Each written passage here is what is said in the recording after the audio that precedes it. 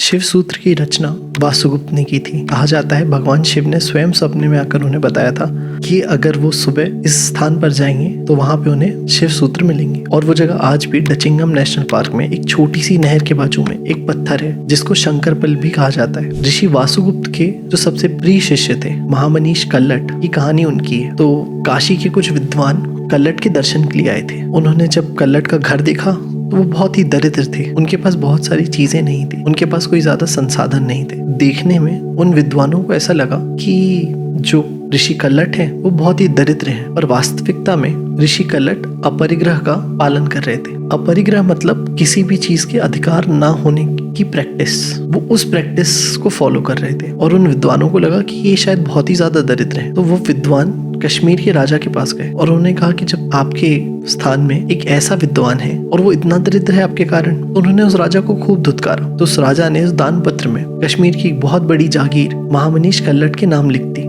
विद्वान वापस कल्लट के घर आए, उन्होंने उनको वो दान पत्र दिया। वो दान पत्र देखते ही ऋषि कल्लट अपनी पत्नी को बोले कि चलो हम अब कश्मीर से चले जाएंगे। तो विद्वान डर गए। उन्होंने कहा कि हमसे ऐसी क्या गलती हो गई कि आप अब यहाँ कश्मीर छोड़ के जा रहे हैं। तो ऋषि कल्लट ने कहा कि आपने अपरिग्रह को दरिद्रता समझ लिया। अगर ब्राह्मणत्व का आदर्श स्थापित करना है तो हमें ये लोगों को दिखाना होगा उस जीवन को व्यतीत करके कि पैसा होना ही सब कुछ नहीं होता। और इसी ब्राह्मणत्व की सेवा में उन्होंने अपना पूरा जीवन दिया था। और उन्होंने काशी के विद्वानों को बताया कि उनके ज्ञान का रहस्य भी यही है, अपरिग्रह, किसी चीज का अधिकार ना होना। क्योंकि अक्सर जब हम अधिकार करने लगते हैं चीजों पर तो हमारा अहंकार बढ़ जाता है, हमारे अंदर भय आ जाता है। अगर हमें भय, अहंकार, क्रोध से ऊपर जाना है तो हमें अपना अधिकार छोड़ना होगा। तो काशी के विद्वानों को अपनी गलती का एहसास हुआ। उन्होंने महामनीष कल्लट से माफी मांगी और वो वहां से चले गए।